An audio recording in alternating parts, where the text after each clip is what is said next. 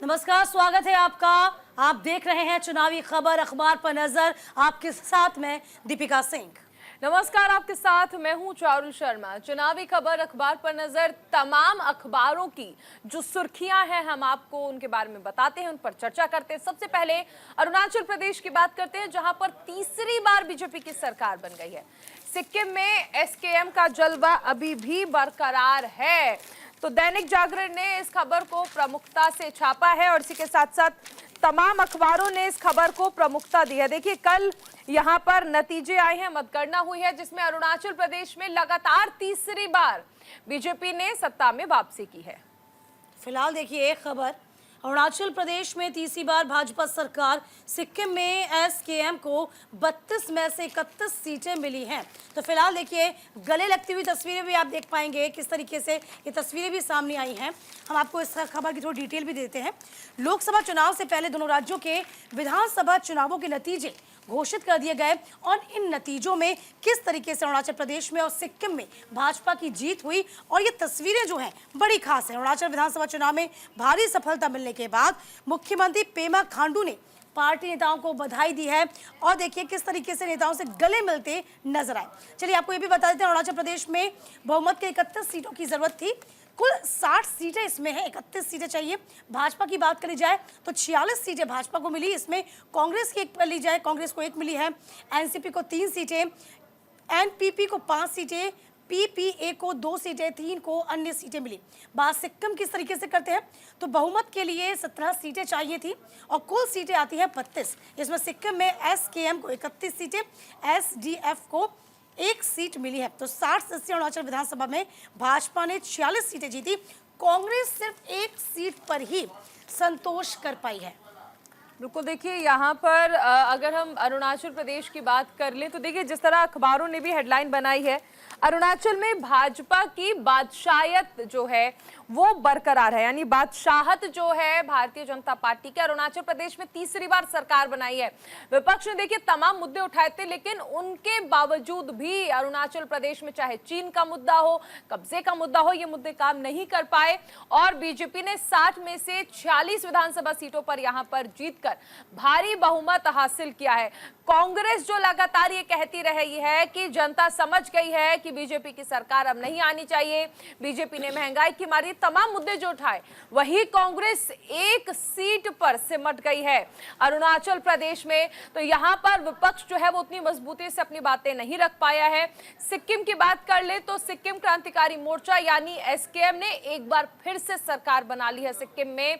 यहां पर बीजेपी और कांग्रेस दोनों ही पार्टी अपना खाता नहीं खोल पाई है। देखिए ये जरूरी इसलिए भी था क्योंकि एग्जिट पोल के बाद ये विधानसभा चुनाव में जीत थी, इससे भाजपा कहीं ना कहीं गदगद नजर आ रही है। अच्छा, ये भी कहा जाता था कि हिंदी बेल्ट में तो बहुत अच्छा वर्चस्व है कहीं ना कहीं बीजेपी का, एनडीए का, लेकिन जैसे जैसे साउथ पहुंचते हैं या फिर पूर्वोत्तर की ओर जाते हैं तो वहां पर पूर्वोत्तर की साइड में भी कहीं ना कहीं वर्चस्व कम हो जाता है। कम से कम इन 2 राज्यों को जीतने के बाद बीजेपी अब ये कह रही है कि चाहे वह हिंदी बेल्ट के क्यों न राज हो, उत्तर के राज क्यों न हो, पूर्वोत्तर के राज्यों में भी बीजेपी का दबदबा अब कायम हो रहा है। कम से कम ये 2 राज्यों की जीत इस बात को सुनिश्चित करेगी। बीजेपी सिक्किम में कुछ नहीं कर पाई है। सिक्किम में बीजेपी का खाता नहीं खुला है, ना ही कांग्रेस का खुला है। लेकिन यहाँ पर एसकेएम ने एक बार फिर से सरकार बनाई है, तो बीजेपी के लिए अच्छी खबर सिर्फ अरुणाचल प्रदेश से है। सिक्किम में आप समझिए कि वो पार्टी जो देश में सरकार बनाने जा रही है वो खाता भी नहीं खोल पाई है, यानी यहाँ पर राष्ट्रीय पार्टियों का दबदबा कम से कम सिक्किम में देखने को नहीं मिला है। अरुणाचल प्रदेश में अच्छा प्रदर्शन, पूर्वोत्तर की बात कर लें या फिर हम इसके साइड यदि हम नीचे उतरते हैं, भारत से नीचे जाते हैं, तो कहीं ना कहीं यदि हम दक्षिण के जिक्र करते हैं तो दक्षिणों में भी ज़्यादातर क्षेत्रीय पार्टियों का दबदबा रहता है और ये क्षेत्रीय पार्टियां जो होती हैं कहीं ना कहीं गेम चेंजर की भूमिका में नजर आती हैं। इस बार भी यही हुआ। सिक्किम में किस तरीके से क्षेत्रीय पार्टियों ने बहुत शानदार प्रदर्शन किया, इसकी बानगी साफ तौर पर देखने को मिली है। लेकिन बीजेपी को ये पता है कि उनको क्या आगे करना है, कम से कम इस बार में बीजेपी बिल्कुल क्लियर नजर आ रही है। चलिए आगे बढ़ जाएंगे। तो फिलहाल आपको बता रहे सिक्किम में किस तरीके से अपार जीत क्षेत्रीय पार्टी की हुई और अरुणाचल प्रदेश में कहीं ना कहीं बीजेपी ने अपनी जीत को कायम रखा। पीएम मोदी का बड़ा बयान इस बीच आया, कहा अगले 25 साल विकसित भारत को करना चाहिए समर्पित। द हिंदू ने इस खबर को जगह दी है। प्रधानमंत्री नरेंद्र मोदी ने जीत का दावा करते हुए देशवासियों से वादा किया कि उनके नेतृत्व वाली सरकार के तीसरे कार्यकाल में भारत दुनिया की सबसे बड़ी अर्थव्यवस्था बनेगा और इसी को लेकर साफ तौर पर वह विकसित राष्ट्रों की सूची में शुमार होकर रहेगा। तो फिलहाल देखिए किस तरीके से द हिंदू ने इस खबर को जगह दी है। इस खबर को भी आपको हम दिखा देते हैं, समझा देते हैं। बिल्कुल, प्रधानमंत्री का ये देखिए अहम बयान रहा है और उसके बाद आप समझिए कि ये बयान जो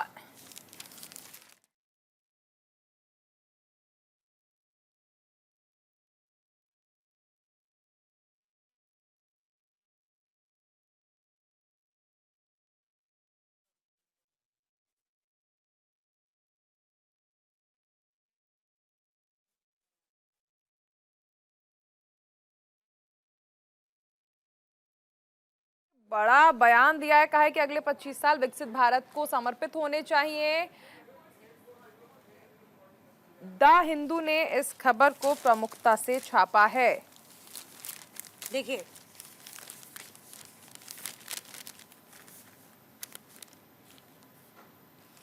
Modi reviews 100 days agenda for new government. तो ये देखिए ये हेडलाइंस दी गई है। इसी के साथ साथ तमाम बड़ी बातें गई। The plans will kick into the action by July 1 if the NDA government turns to power जाएगा। बिल्कुल, देखिए और प्रधानमंत्री ने ये भी कहा कि उनका जो तीसरा टर्म होगा, यानी एनडीए जिस तरह से 400 पार का नारा दे रही है और वो आश्वस्त भी है कि सरकार बनाएंगे, तो उनका साफ तौर पर कहना है कि भारत तीसरी सबसे बड़ी अर्थव्यवस्था जो है वो बन जाएगा। हालांकि अभी 5वें पायदान पर है, लेकिन इसके साथ साथ उन्होंने ये भी कहा कि विकसित राष्ट्र के लिए ये जरूरी है कि मुझे मौका दिया जाए। चलिए आगे बढ़ते हैं। चुनाव प्रचार खत्म होने पर सीएम अरविंद केजरीवाल ने सरेंडर किया, कार्यकर्ताओं को इस दौरान संबोधित किया। नवभारत ने इस खबर को छापा है, इसी के साथ साथ तमाम अखबारों ने भी इस खबर को प्रमुखता दी है। तो अरविंद केजरीवाल ने कहा कि सुप्रीम कोर्ट ने मुझे चुनाव प्रचार के लिए 21 दिनों की जमानत दी थी और मैं इसके लिए सुप्रीम कोर्ट का आभारी हूं। देखिए ये वाली जो खबर है, ये सबसे अहम चीज की मुख्यमंत्री अरविंद केजरीवाल की ओर से ये बात एक्स पर लिखी गई थी। तो ये जिस दौरान एक्स पर लिखी गई बात, उस दौरान ये उन्होंने अपनी बात जो है वो रखी थी और कहा था कि मैं सुप्रीम कोर्ट का आभार जताना चाहूंगा कि उन्होंने मुझे ये वक्त दिया। 21 दिन का प्रचार उन्होंने इस दौरान किया और उसके बाद उन्होंने फिर ये भी बताया कि वो वापस जा रहे हैं तिहाड़ और उस दौरान उनका शेड्यूल जो था वो जारी किया गया। देखिए ये खबरें आप देख सकते हैं, इस खबर को प्रमुखता से छापा है नवभारत टाइम्स ने। केजरीवाल का तिहाड़ में सरेंडर, कहा मेरी लड़ाई तानाशाही से। ये आप समझिए कि दीपिका देखिए अरविंद केजरीवाल सबसे पहले तो ट्वीट करते हैं, यानी एक्स पर पोस्ट करते हैं और कहते हैं कि सुप्रीम कोर्ट का बहुत बहुत आभार कि उन्होंने मुझे मौका दिया। उन्होंने चुनाव प्रचार भी किया, लेकिन उससे पहले आपने देखा होगा कि किस तरह से उन्होंने एक मार्मिक अपील भी लोगों से की और उन्होंने कहा कि मार्मिक अपील जो है कहीं ना कहीं चारुल वो काम नहीं आई। हालांकि देखिए उन्होंने बड़ा सेंटिमेंटल, यदि सुना होगा आप, किस तरीके से प्रेस कॉन्फ्रेंस की, मीडिया के सामने आए, रूबरू हुए कि मैं जा रहा हूं, आपका बेटा जा रहा है। इससे पहले उन्होंने कहीं ना कहीं 7 दिन की और जमानत की गुहार भी लगाई थी। आपको याद होगा कि मेरी जो कह सकते हैं कि जमानत को बढ़ाया जाए। सुप्रीम कोर्ट ने इस बात को कहा था कि देखिए जो बातें आप अब कह रहे हैं, कहीं ना कहीं उसको, उन तमाम बातों को आपको तब कहना चाहिए था जब आपको जमानत दी जाती थी। ये तमाम बातें आपने क्यों नहीं की? हालांकि हमेशा से यदि देखा जाए तो अरविंद केजरीवाल हैं थोड़े से इमोशनल ज़रूर नज़र आते हैं। इमोशनली अपील उन्होंने करी, उन्होंने माता पिता का भी हवाला दिया, उस बात का भी उन्होंने जिक्र किया था जब किस तरीके से जांच के लिए उनके माता पिता से ईडी पहुंचने वाली थी, लेकिन उस बात को भी उन्होंने कह सकते हैं कोर्ट करने की कोशिश की थी कि देखिए मेरे माता पिता का आप ख्याल रखिएगा, मैं जा रहा हूँ। इससे पहले जैसे वो जेल में गए तो उससे पहले उनका मेडिकल भी कराया गया था। बिल्कुल, देखिए उन्होंने कहा कि मैं देश की भलाई के लिए बाहर आया था, देश को बचाने के लिए मैंने चुनाव प्रचार किया। मैं वापस जेल में जा रहा हूं, मैं कब वापस आऊंगा इस बारे में कोई जानकारी नहीं है, वहां पर मेरे साथ क्या होगा ये भी नहीं पता। लेकिन इस दौरान देखिए उन्होंने ये जरूर कहा कि मेरी लड़ाई तानाशाही के खिलाफ थी। और अरविंद केजरीवाल देखिए लगातार एनडीए सरकार पर हमलावर भी नजर आते हैं और यहाँ पर उन्होंने कहा कि मेरे जाने के बाद दिल्ली वासी अपना ख्याल रखें, क्योंकि अगर आप लोग खुश रहेंगे तो जेल में आपका बेटा अरविंद केजरीवाल खुश रहेगा।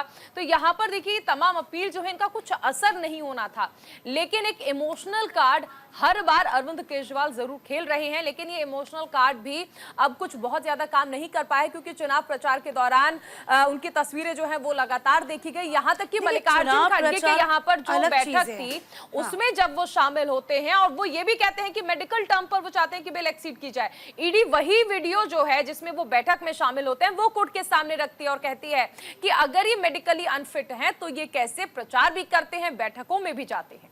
यही एक बड़ा रीजन है, यही एक बड़ी वजह है जिसको हर एक बात जो है वो सुप्रीम कोर्ट भी कोर्ट कर रही थी, सुप्रीम कोर्ट भी देख रही थी। आप याचिका किस आधार पर लगा रहे हैं वो आधार बताइए। दूसरी बात ये कि जब ईडी ने तमाम बातें रखी तो सुप्रीम कोर्ट ने उसको कंसीडर किया। इसके अलावा आप देखिए भीषण गर्मी से इस वक्त पूरा देश जूझ रहा है। इसके अलावा यदि हम पर्टिकुलर दिल्ली की बात करते हैं तो वहाँ पर लगातार बिजली से लोग परेशान हो रहे हैं, पानी की दिक्कतें इस वक्त सर चढ़कर बोल रही हैं। आपको याद होगा हाई कोर्ट ने भी फटका लगा चुके हैं, सुप्रीम कोर्ट भी फटका लगा चुके हैं। जब अरविंद केजरीवाल जेल में थे तब उन्होंने कहा था कि क्या आपको सत्ता इतनी प्यारी है, क्या आप अपनी कुर्सी किसी और को नहीं दे सकते, क्या आप ही मुख्यमंत्री बने रहना चाहते हैं। क्योंकि इस वक्त दिल्ली को, क्योंकि देखिए काम बहुत सारे होते हैं, ऐसा नहीं कि आप जेल में बैठकर सरकार चला सकते हैं, लेकिन उस बीच भी कहीं ना कहीं आम आदमी पार्टी अड़ी हुई थी, आम आदमी पार्टी अड़ी हुई थी कि सीएम जो है वो अरविंद केजरीवाल रहेंगे। और इसी को लेकर लगातार आपको बता दें कि सुप्रीम कोर्ट यही बात कहती आ रही थी। और देखिए आज का सिनेरियो आप देख लीजिए कि साफ तौर पर दिल्ली में इस वक्त किस तरीके से जो जल संकट है वो गहराया हुआ है। हालांकि अब अपील दायर की गई है तमाम राज्यों से, चाहे वो हरियाणा हो गया, उत्तर प्रदेश हो गया, उत्तराखंड हो गया, सभी से कहा जा रहा है कि आप हमको पानी मुहैया कराइए। हरियाणा पे यहाँ तक कि आरोप भी लगा दिया गया था कि आप जो है हमारे हिस्से का पानी ले रहे हैं, लेकिन साफ तौर पर हरियाणा ने भी कह दिया आपके हिस्से का पानी नहीं ले रहे, आप अपना रखरखाव ठीक करिए, दिक्कतें आपके रखरखाव। और इसके लिए आतिश जी ने कल देखिए मुख्यमंत्री योगी आदित्यनाथ को भी पत्र लिखा, हरियाणा गवर्नमेंट को भी पत्र लिखा और कहा कि अतिरिक्त पानी जो है वो आप लोगों को थोड़ा सा छोड़ना होगा और 1 महीने तक अतिरिक्त पानी अगर आप देंगे तब जाकर दिल्ली की जो जनता है उसे राहत मिलेगी। ये भी कहा कि देखिए दिल्ली की जनता की बात कर ले या फिर जनता के लिए ही आम जनता के लिए बात कर ले तो कम से कम पानी के मुद्दे पर राजनीति नहीं होनी चाहिए। लेकिन आम आदमी पार्टी का ये रवैया पुराना रहा है, जब भी कोई मुद्दा होता है, जब भी कोई स्थिति बिगड़ती है तो वो पड़ोसी राज्य पर इसका ठीकरा फोड़ देते हैं, चाहे पानी का मुद्दा हो, बिजली का मुद्दा हो, पराली का मुद्दा हो, प्रदूषण का मुद्दा हो, हर मुद्दे पर आम आदमी पार्टी पड़ोसी राज्य पर ठीकरा फोड़ती है। ये हमेशा गेंद दूसरे के पाले में फेंक कर सब कुछ स्थितियां ठीक हो जाएं ये जरूरी नहीं होता, क्योंकि जनता भी है वो सब जानती है। चलिए आगे बढ़ जाते हैं। कांग्रेस नेता राहुल गांधी का बड़ा बयान आया, कहा एग्जिट पोल के आंकड़े फर्जी हैं, जानबूझकर इनको दिखाने का प्रयास किया गया है। अमर उजाला ने इस खबर को जगह दी। कांग्रेस सांसद राहुल गांधी ने एग्जिट पोल को लेकर अपनी प्रतिक्रिया दी। राहुल गांधी ने इसे पीएम मोदी का फैंटेसी पोल बता दिया। एग्जिट पोल को लेकर उन्होंने सिंगर सिद्धू मूसेवाला के गाने का जिक्र भी कर दिया। इंडी गठबंधन को 295 सीटें मिलने जा रही हैं। तो फिलहाल देखिए एग्जिट पोल को झूठा बता दिया है। अरविंद केजरीवाल ने भी एग्जिट पोल को झूठा बताया और किस तरीके से राहुल गांधी तमाम बातें कह रहे हैं कि ये फैंटेसी है। बिल्कुल उन्होंने फैंटेसी पोल कहा है, यानी सिर्फ और सिर्फ कल्पनाओं में बनाए गए पोल। ये ऐसा कहना है एग्जिट पोल्स पर राहुल गांधी का। उन्होंने इन्हें मोदी जी का पोल भी बताया। तो ये देखिए एग्जिट पोल फर्जी, जानबूझकर किया गया है प्रयास, कांग्रेस की ओर से ये कहा गया है, यानी राहुल गांधी का ये बयान जो है वो सामने आया। देखिए ये आपको दिखा रहे हैं, एग्जिट पोल फर्जी, जानबूझकर किया गया है ये प्रयास। राहुल गांधी ये कह रहे हैं, मल्लिकार्जुन खड़गे भी निशाना साध रहे हैं, अखिलेश यादव हो, यानी इंडिया गठबंधन के तमाम नेता इस पोल को फर्जी बताते नजर आ रहे हैं। उनका ये कहना है कि जानबूझकर ये जो नतीजे हैं ये दिखाए जा रहे हैं। कुछ राज्य में सीटों से अधिक दी गई हैं एनडीए को सीटें, और वो ये तक कह रहे हैं देखिए इंडिया गठबंधन ने जो 1 तारीख को मीटिंग की थी, बैठक की थी मल्लिकार्जुन खड़गे के आवास पर, उसमें ये दावा किया कि 295 सीटें जो हैं वो इंडिया गठबंधन जीतने वाला है। आपको याद होगा तमाम नेता अपनी अपनी पार्टी की रिपोर्ट लेकर पहुंचे थे कि उन्हें उनकी पार्टी को कितनी उम्मीद है, किस सीट पर जीत की उम्मीद है, ये रिपोर्ट लेकर आए थे। और उसके बाद उन्होंने कहा था कि 295 सीटें इंडिया गठबंधन जीत रहा है। बिल्कुल देखिए न सिर्फ राहुल गांधी ने बात कही है, इसके अलावा ममता बनर्जी का भी दावा आया, एग्जिट पोल के आंकड़ों से 2 गुना सीटें जीतेगी तृणमूल। तो बंगाल की सीएम ममता बनर्जी ने एग्जिट पोल को फर्जी करार दे दिया। अच्छा, मजे की बात यह है कि यहां तक ये कहा जा रहा है कि एग्जिट पोल के न सिर्फ दावे झूठे हैं, बल्कि पीएम मोदी और गृह मंत्री जो हैं वो विपक्ष को हतोत्साहित करने का काम कर रहे हैं, जिसको बर्दाश्त नहीं किया जाएगा। तो देखिए, ये कहा गया कि इंडिया गठबंधन के कार्यकर्ताओं का मनोबल और हौसला गिराने के लिए ये एग्जिट पोल्स जो हैं वो जारी किए गए हैं। दरअसल देखिए, सबसे अहम चीज है दीपिका कि जब भी हम देखते हैं विपक्षी पार्टियों की सरकार अगर नहीं बनती है तो वो लगातार अब से पहले ईवीएम पर भी ठीकरा फोड़ते रहे हैं और एग्जिट पोल्स पर भी निशाना साधते नजर आए। लेकिन अगर ये एग्जिट पोल्स उनके फेवर में होते हैं तो वो जरूर इनका स्वागत करते हैं और ये कहते हैं देखिए तो जनता का आशीर्वाद है, जनता का प्यार है, जो एग्जिट पोल में भी नजर आ रहा है और जिस दिन मतगणना होगी उस दिन भी नजर आएगा। हतोत्साहित की बात नहीं है, मेहनत दोनों पार्टियों ने करी। जाहिर सी बात है कि जब कुछ चीजें सामने आती हैं तब उनको लेके ऐसा लगता है कि यार यहाँ पर हमको यूं कह सकते हैं, हमको कहीं ना कहीं जो है पीछे लिया जा रहा है। हालांकि एग्जिट पोल की बात जो है ये एक आंकड़े होते हैं जनता को बताने के लिए, क्योंकि एग्जिट पोल ऐसे नहीं होता है, एग्जिट पोल आंकड़ों के हिसाब से होता है। आप ही से पूछा जाता है, आप ही के बीच से उन आंकड़ों को निकाला जाता है, यानी कि जनता की राय होती है और यही जो कह सकते हैं मीडिया जो होती है वो सामने रखती है। हालांकि अब देखिए, विपक्ष का मानना है कि इन आंकड़ों से कहीं ना कहीं हमको हतोत्साहित करने की कोशिश की जा रही है। लेकिन देखिए, इंतजार बहुत लंबा नहीं करना, आपको सिर्फ इंतजार एक दिन का करना है। 4 तारीख को तो नतीजे आ ही जाएंगे और उसके बाद सब चीजें स्पष्ट हो ही जानी है। चलिए बिल्कुल। और देखिए, जो एग्जिट पोल्स हैं उनमें भी अभी तक नजर आ रहा है कि एनडीए की सरकार एक बार फिर से बन रही है, यानी तीसरे टर्म में एनडीए की सरकार रिपीट हो रही है। चलिए, खबरें आगे भी बताएंगे, अभी रुकेंगे एक छोटे से ब्रेक के लिए, बने रहे न्यूज़ इंडिया। तो फिलहाल देखिए, साफ तौर पर उन्होंने कहा है कि किस तरीके से हर चीजों को सोचना होगा, समझना होगा। तमाम जो बड़े नेता हैं वो कहीं ना कहीं साफ तौर पर ये कहा गया है कि देखिए, आप तमाम चीज़ों को लेकर विचार विमर्श करिए। और आपको याद होगा किस तरीके से चारुल कि तमाम पार्टियों की, चूंकि 28 दल मिलकर INDIA गठबंधन बने हैं, विचार विमर्श किया गया और कहीं ना कहीं जो हतोत्साहित नजर आए थे तमाम नेता, उनका यही कहना था कि जो एग्जिट पोल आए हैं ना उससे हम खुश नहीं हैं और ये सोची समझी साजिश है, ये प्रोपेगेंडा है कहीं ना कहीं प्रधानमंत्री मोदी का, अमित शाह का, कि तमाम बीजेपी के बड़े चेहरों पर उन्होंने निशाना भी साधा। बिल्कुल। यहाँ पर देखिए, मल्लिकार्जुन खड़गे का ये भी कहना है कि चुनाव आयोग से मिलेंगे और उन लोगों का कहना है कि बैलेट पेपर की काउंटिंग जो है वो पहले होनी चाहिए और उसके बाद ईवीएम की काउंटिंग होनी चाहिए। इसको लेकर विपक्षी दलों का कहना है कि वो चुनाव आयोग से मुलाकात करेंगे, अपनी बात रखेंगे। अब ऐसे में देखिए, एग्जिट पोल्स को लेकर भी लगातार निशाना साधा ही जा रहा है। अब तमाम विपक्षी पार्टियां अपने कार्यकर्ताओं को भी ये बता रही हैं कि उन्हें किस तरह से अलर्ट रहने की जरूरत है, क्योंकि विपक्षी पार्टियों को देखिए संदेह हर चीज पर है, ईवीएम पर भी संदेह, बैलेट पेपर पर भी, और यहां तक कि एग्जिट पोल्स पर भी निशाना साध रहे हैं। और ये बहुत बड़ी बात है चारुल, क्योंकि सभी को आप कटघरे में कैसे खड़ा कर सकते हैं। आप बैलेट पेपर का जिक्र करते हैं, आपको याद होगा कि सुप्रीम कोर्ट ने भी मना कर दिया था बीच में, जब इस तरह की खबरें आई थी, इस तरह की याचिका लगाई गई थी। इसके बाद यदि ईवीएम से वोटिंग होती है तब उस पर भी आप सवाल खड़ा करते हैं कि ईवीएम से जो काउंटिंग होती है, जो वोटिंग होती है वो गलत होती है। आप काउंटिंग पर सवाल खड़े कर देते हैं, यहाँ तक कि आप सवाल उस बात पर भी करते हैं खड़ा जब मल्लिकार्जुन खड़गे ने कहा था कि जिस तरीके से टर्नआउट जो आता है, यानी कि एक चरण के बाद जो प्रतिशत आता है, आप उस पर भी सवाल खड़े कर देते हैं कि इलेक्शन कमीशन जो है इतनी देर से टर्नआउट क्यों बता रही है। तो हर चीजों पर सवाल खड़ा करना क्या उचित है, ये समझना होगा कांग्रेस। बिल्कुल। देखिए, बैलेट पेपर का जब भी जिक्र किया जाता है तो चुनाव आयोग पर यही कहा जा रहा है कि आप पहले बैलेट पेपर की काउंटिंग कराइए। लेकिन बैलेट पेपर के जिक्र के साथ साथ विपक्ष के पास एक अहम मुद्दा हो गया है चंडीगढ़ मेयर चुनाव, और इसी को आड़ आप कह सकते हैं या इसी के बेस पर लगातार वो बैलेट पेपर की मांग करते हैं और वो कहते हैं कि बैलेट पेपर पर चुनाव करा दिया जाए। लेकिन बैलेट पेपर पर किस तरह से चीजें खराब हो सकती हैं और इसको लेकर लगातार वो बीजेपी पर निशाना साधते हैं। लेकिन आपको चुनाव आयोग की प्रेस कॉन्फ्रेंस याद होगी, जब चुनाव की तारीखों का ऐलान हो रहा था तब भी चुनाव आयोग की ओर से कहा गया था कि पार्टियों से ये उम्मीद करते हैं कि आप लोग मेहनत करेंगे, क्योंकि उसके बाद आप लोग कह देते हैं कि ईवीएम में गड़बड़ी है, ईवीएम पर बेवफाई का आरोप लगा देते हैं, तो कम से कम इस बार ऐसा मत कीजिएगा।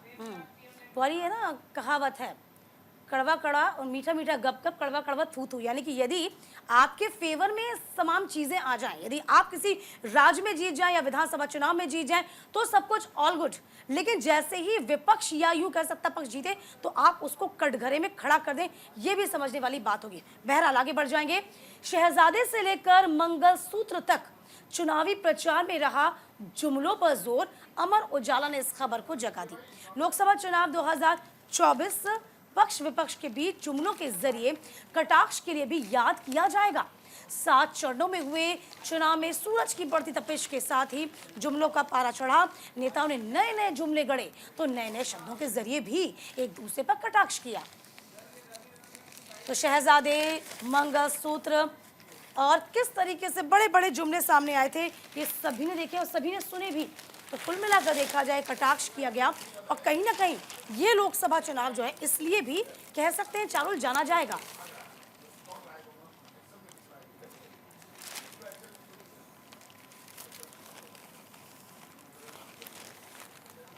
तो देखिए इस खबर को अमर उजाला ने प्रमुखता दी है और शहजादी से लेकर मंगलसूत्र तक चुनावी प्रचार अभियान में जुमलों पर जोर रहा। तो देखिए आपको याद होगा कि प्रधानमंत्री या फिर बीजेपी के जो तमाम बड़े नेता हैं वो राहुल गांधी को शहजादा कहकर संबोधित करते हैं, लेकिन इस पर प्रियंका गांधी की ओर से भी कटाक्ष किया गया था। उनकी ओर से भी इस पर पलटवार करते हुए कहा था कि जो मेरे भाई को शहजादा कहते हैं वो जरा शहंशाह से भी तो पूछें कि उन्होंने देश के लिए क्या किया। अब वो यहाँ शहंशाह कहती हैं प्रधानमंत्री नरेंद्र मोदी को। तो ऐसे तमाम शब्द रहे हैं इस बार दीपिका जो कि चुनाव प्रचार के दौरान लगातार गूंजे हैं। मंगलसूत्र का जिक्र लगातार किया गया, शहजादे शहंशाह का जिक्र रहा, इसके अलावा तमाम ऐसे शब्द रहे। बिल्कुल, और यही बड़ी बात है कि ये जो 2024 का चुनाव है चालू कहीं ना कहीं बहुत सुर्खियों में रहा है। अच्छा, मजे की बात यह है कि देश में तो चूंकि हमारे देश में चुनाव ही था, चूंकि 5 साल के बाद सत्ता चुनी जानी है, ये देखना था। यहाँ तक कि जो विदेशी मीडिया है उन तमाम लोगों ने इसमें बड़ा ही इंटरेस्ट लिया है।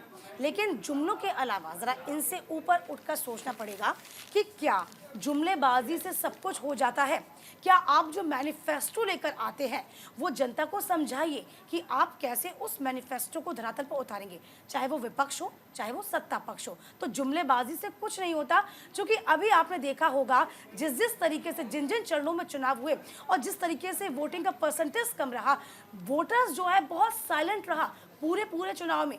तो कम से कम ये समझना होगा कि जनता है, ये पब्लिक है, ये सब जानती है।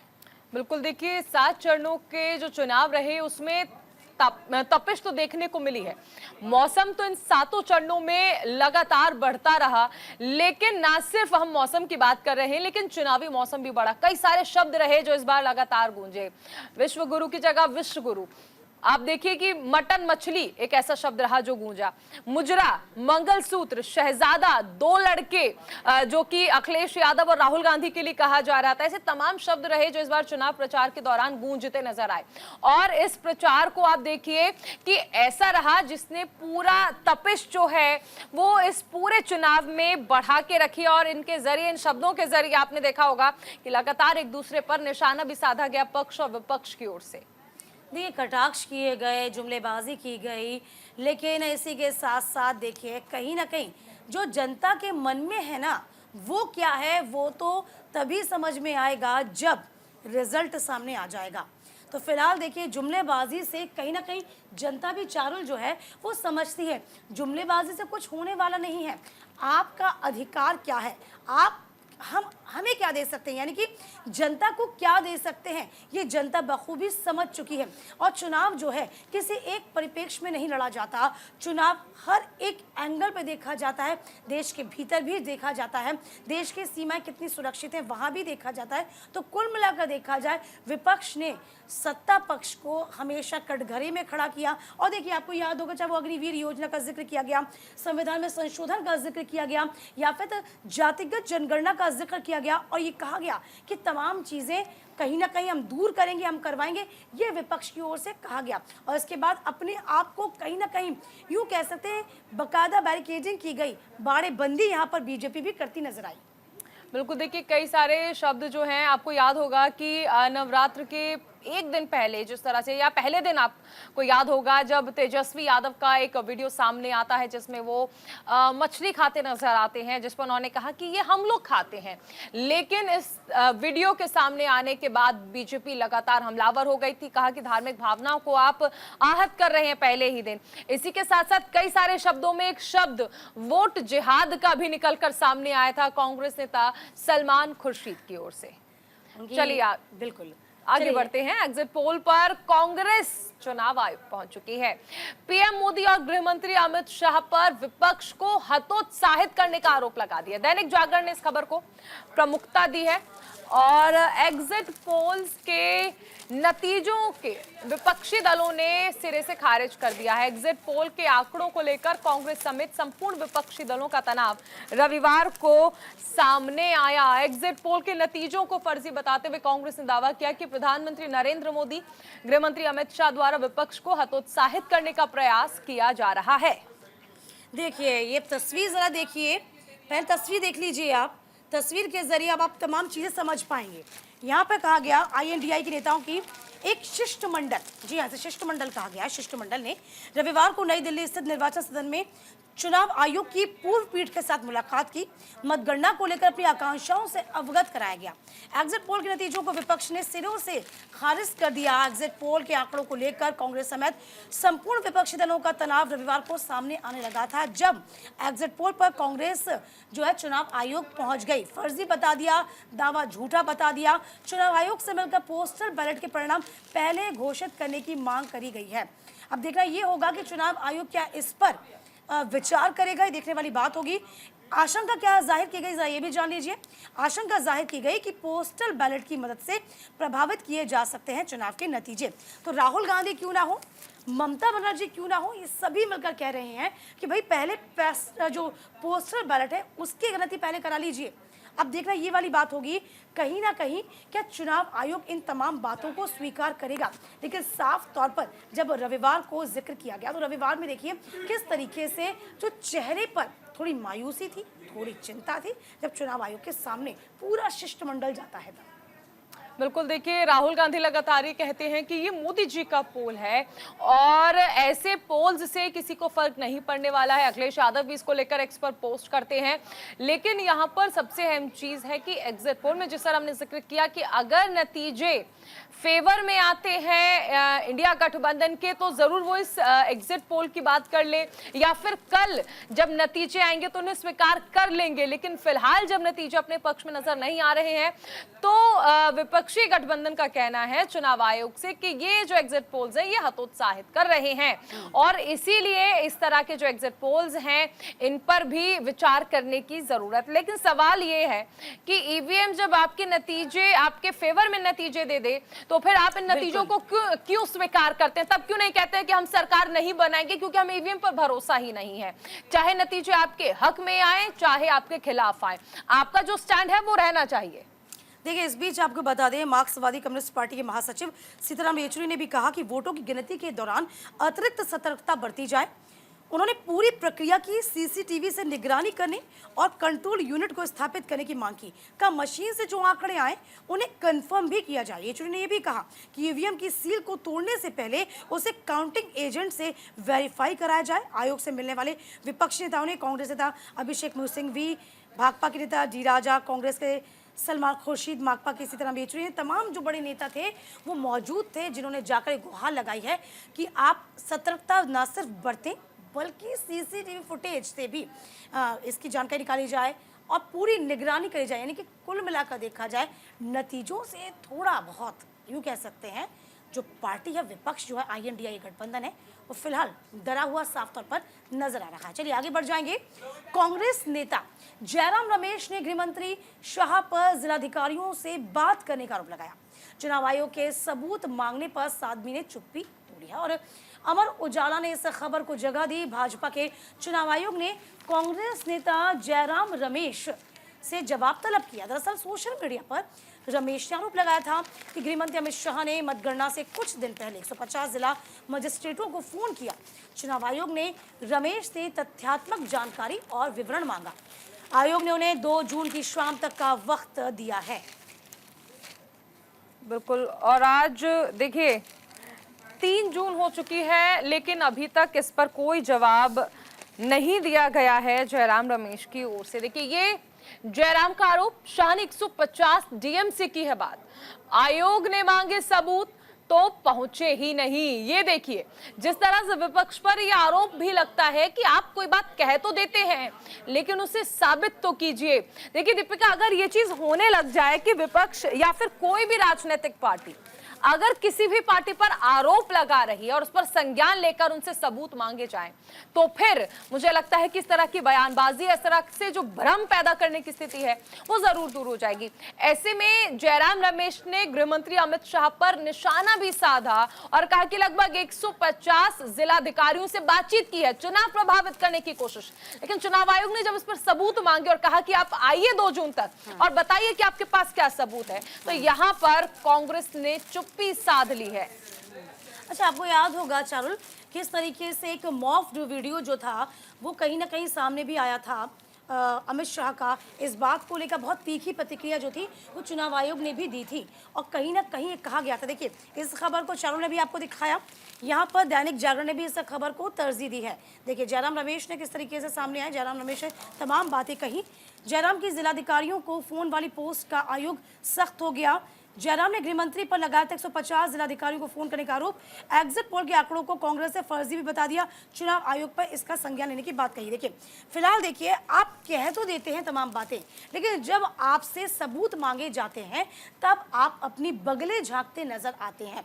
और यही बड़ी बात है कि कांग्रेस ने कहा बहुत कुछ, लेकिन कहने के बाद अपने आप ही कहीं ना कहीं पीछे अपने कदम खींच लिए। मणिशंकर अय्यर को आपने देख लिया, मणिशंकर अय्यर ने किस तरीके से तमाम बड़ी बातें कह दी थी कि पाकिस्तान के पास भी एटमी बम है, लेकिन एटम बम के बाद में जब उनसे तमाम बातें कटाक्ष किया गया तो अपनी ही बातों से वो पीछे हटते नजर आए। हालांकि सोच समझकर अपनी बातों को, अपने शब्दों का इस्तेमाल करना चाहिए, ये हमेशा से ही कहा जाता है। चुनाव आयोग ने पहले ही कहा था, जो आप कह रहे हैं ना, उसके लिए सबूत होना बहुत जरूरी है आपके पास में। बिल्कुल, देखिए दरअसल जयराम रमेश ने गृह मंत्री अमित शाह पर आरोप लगाया कि 150 जिलाधिकारियों से फोन पर बातचीत की है। चुनाव आयोग ने इस पर स्वतः संज्ञान लिया और कहा कि आपके पास इसका क्या सबूत है, आप रविवार शाम 7 बजे तक उसे लेकर आइए, हमें दिखाइए। लेकिन जयराम रमेश पहुंचे ही नहीं और उन्होंने कहा कि सबूत दिखाने के लिए उन्हें कुछ दिन का समय चाहिए। अब इस पर चुनाव आयोग ने कहा कि देखिए चुनाव को संपन्न कराना और मतगणना कराना चुनाव के जो अधिकारी होते हैं उनका एक पवित्र कर्तव्य होता है। आप उस पर ऐसे बयान देकर संदेह पैदा ना करें, क्योंकि इससे भ्रम की स्थिति बनती है। और देखिए आम जनता जो है वो कहीं ना कहीं इन चीजों से अगर इन्फ्लुएंस होती है, क्योंकि जो जनप्रतिनिधि होते हैं उन्हें जनता सुनती है, उनकी बातों को समझती है, उन पर यकीन करती है। लेकिन अगर कोई भी पार्टी इस तरह का बयान देती है तो फिर वो जनता के मन में भी घर कर जाते हैं, संदेह पैदा होता है। और ऐसे में जो सबसे बड़ी पार्टी है, यानी कहा जाए कि जो सबसे बड़ा आयोग है, माफ कीजिएगा, उस पर अगर संदेह आप जाहिर करते हैं तो कहीं ना कहीं ये जनता के लिए भी अच्छा नहीं है। बिल्कुल, और ये समझने वाली बात होती है जो हर एक पार्टी को, उनके तमाम बड़े नेताओं को समझना चाहिए। क्योंकि बड़बोलेपन में तो तमाम बातें निकल जाती हैं, लेकिन जब उनके सबूत मांगे जाते हैं तो आप अपनी बगलें सिर्फ झांकते नजर आएंगे। चलिए आगे बढ़ जाते हैं। जाओ। बिल्कुल, नतीजों में ओडिशा सीएम नवीन पटनायक को लग सकता है दोहरा झटका।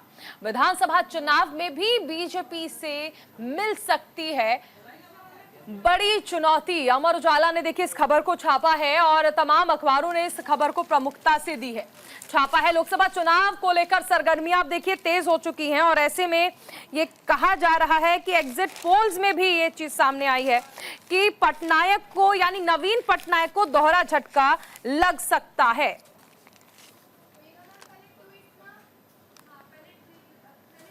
देखिए ये आप देख सकते हैं एग्जिट पोल, पटनायक को दोहरा झटका, विधानसभा में भी भाजपा से कांटे की टक्कर। तो पहली बार भारतीय जनता पार्टी न सिर्फ लड़ाई में दिख रही है बल्कि वो सरकार भी बन सकती है।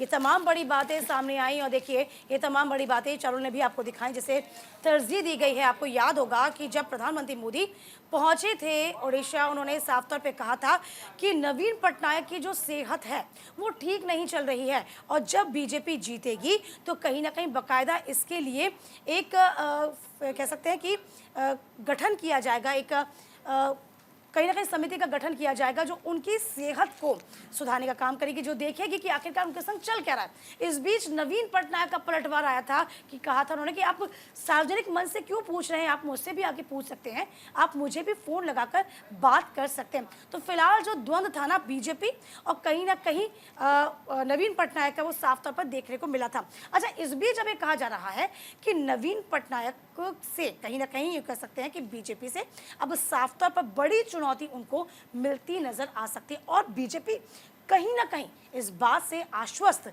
फिलहाल दिख रही है। बिल्कुल, देखिए जो एग्जिट पोल्स के नतीजे हम देख रहे हैं उसमें ऐसा लग रहा है कि पटनायक जो हैं उनकी सरकार जा सकती है, क्योंकि 147 विधानसभा सीटें हैं यहाँ पर, जिसमें से बीजेडी और बीजेपी दोनों को लगभग 60 सीटें मिलने का, 60 से 70 सीटों में मिलने का अनुमान है। कड़ी टक्कर बीजेपी और बीजेडी के बीच यहाँ पर नजर आ रही है, जिस वजह से ये माना जा रहा है कि बीजेपी जो कि बहुत अच्छा नहीं कर पा रही थी अब तक ओडिशा में, वहां पर कड़ी टक्कर दे रहे हैं और यहां तक कि सरकार भी बना सकती है बीजेपी। और इसके लिए देखिए ये कहा जा सकता है कि जितनी रैलियां वहां पर की गई, प्रधानमंत्री लगातार पहुंचे थे, गृह मंत्री अमित शाह गए थे, बीजेपी अध्यक्ष जेपी नड्डा भी लगातार ओडिशा में चुनावी रैलियां कर रहे थे। इन रैलियों का असर जो है वो हुआ है और कांटे की टक्कर बीजेपी और बीजेडी के बीच है, यानी सरकार बीजेपी भी बना सकती है। चलिए आगे बढ़ जाएंगे। एग्जिट पोल के आंकड़ों से शेयर बाजार में आ सकती है तेजी, टूट सकते हैं कई रिकॉर्ड। दैनिक जागरण ने इस खबर को जगह दी। भारतीय बाजारों में सोमवार को जबरदस्त तेजी देखने को मिली है। देखिए, एग्जिट पोल ने बीजेपी नेतृत्व वाले राष्ट्रीय जनतांत्रिक गठबंधन एनडीए की जीत का अनुमान लगाया है। विशेषज्ञों का यह मानना है कि इससे निवेशकों की अनिश्चितता में कमी आई है और उनके मुताबिक देखिए किस तरीके से बेंचमार्क इंडेक्स भी सामने आया। तो एग्जिट पोल के नतीजों से किस तरीके से जो बाजार है उसमें उछाल देखने को मिल सकता है। तो विशेषज्ञ क्या बोल रहे हैं जरा ये भी जान लीजिए। मोदी सरकार ने फिर आने से आर्थिक सुधार जारी रहेंगे, इससे वित्तीय बाजारों को भी बढ़ावा मिलेगा। 1 से 2% तक बढ़ सकते हैं NSE BSE नतीजों के बाद बाजार में विदेशी निवेशकों की वापसी होना संभव है। अगले 5 सालों के दौरान सतत आर्थिक वृद्धि, पूंजीगत व्यय चक्र, अन्य दूसरे सुधारों के लिए निवेशक तैयार रहे। ये कम से कम ग्रीन सिग्नल जो है वो मिलना शुरू हो रहे हैं। अर्थशास्त्रियों को क्या उम्मीदें हैं जरा ये जान लीजिए। राजकोषीय घाटे को कम करना जारी रखेगी सरकार। तो UBS सिक्योरिटी ने 24 मई को जारी एक नोट में कहा था कि भूमि और श्रम कानूनों में बदलाव जैसे कठोर सुधार भाजपा द्वारा जीत की गई सीटों की संख्या पर निर्भर करेगा और जो आने वाले दिनों में एक बेहतरीन संकेत देता हुआ नजर आ रहा है। बिल्कुल, देखिए एग्जिट पोल्स कहीं ना कहीं शेयर बाजार पर सीधा असर डालते हैं और यही असर जो है वो आने वाले दिनों में भी देखने को मिल सकता है। और खासकर एग्जिट पोल्स जब से आए हैं तब से शेयर बाजार में क्या स्थिति है वो भी हम लगातार आपको दिखा रहे हैं। कहीं ना कहीं शेयर बाजार की मजबूती रहेगी या फिर डाउनफॉल रहेगा ये कल पता चलेगा, क्योंकि अभी तो सिर्फ एग्जिट पोल्स आए हैं। एग्जिट पोल्स के बाद जब नतीजे आएंगे तो नतीजों का आखिर क्या असर हमें देखने को मिलेगा ये तो वक्त बताएगा। लेकिन फिलहाल ये जरूर है कि ऐसी कोई भी बड़ा इवेंट होता है तो शेयर मार्केट पर उसका सीधा असर पड़ता है और राजनीति का असर तो हम यूं कह सकते हैं सीधे सीधे पड़ सकता है। देखिए एक बार फिर आपको बता दूं कि संकेत क्या मिल रहे हैं। BSE सक्सेस और NSE निफ्टी यानी कि इन सेंसेक्स की बात कर ली जाए, विशेषज्ञों का ये मानना है कि मोदी सरकार के फिर से आने से आर्थिक सुधार भविष्य में जारी रहेंगे और इससे वित्तीय बाजार को बूस्ट मिलेगा, यानी कि ग्रीन सिग्नल हो जाएंगे। और प्रतिशत की बात करते हैं तो NSE और 2% तक, 1 से 2% तक बढ़ता हुआ साफ तौर पर देखा जा सकता है।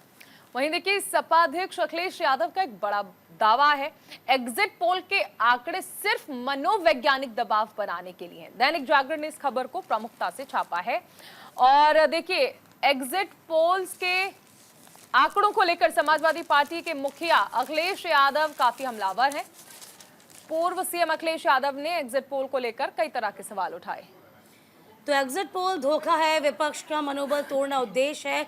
विपक्ष को यदि आप सुनेंगे, अमूमन देखिए चाहे बात राहुल गांधी की कर लें, अखिलेश यादव की कर लें, फिर ममता बनर्जी की क्यों ना करें, सभी के स्वर जो हैं वो एक ही नजर आ रहे हैं कि यहाँ पर मनोबल तोड़ना उनका काम है, मनोबल को तोड़ा जा रहा है। अच्छा और क्या कह रहे हैं जरा ये भी सुन लीजिए। एग्जिट पोल पर धोखा बताते हुए अखिलेश यादव ने कहा कि मनोबल तोड़ना एग्जिट पोल कई महीनों पहले ही तैयार कर लिए गए थे, बस चैनल्स अब इन्हें चला रहे हैं। इसके माध्यम से जनता को धोखा दिया जा रहा है। भाजपा को 300 पार इसलिए दिखाया जा रहा है कि ताकि घपले की गुंजाइश बन सके। उन्होंने कहा कि इन एग्जिट पोलों को आधार बनाकर भाजपाई सोमवार को खुलने वाले शेयर बाजार के ऊपर नीचे होते सूचकांक से भी लाभ उठाने की सोच रहे हैं। इससे भी इनकार नहीं किया जा सकता। तो एक तीर से दो निशाने साधने की कोशिश अखिलेश यादव फिलहाल यहाँ पर करते नजर आ रहे हैं। बिल्कुल, देखिए उन्होंने एक्स पर पोस्ट में भी लिखा था कि चुनाव के नतीजे मतगणना से आएंगे, मनगणना से नहीं। मन की बात चुनाव पर लागू नहीं होती है, जन की बात चलती है। और अब जागरूक जनता चौकन्नी हो चुकी है, तो किसी की भी मनमानी नहीं चलती है। ये अखिलेश यादव की ओर से कहा गया। और इसी के साथ देखिए चुनावी खबर अखबार पर नजर में फिलहाल इतना ही। देश और दुनिया से जुड़ी तमाम ताजा खबरों को जानने के लिए आप बने रहे न्यूज़ इंडिया के साथ। नमस्कार।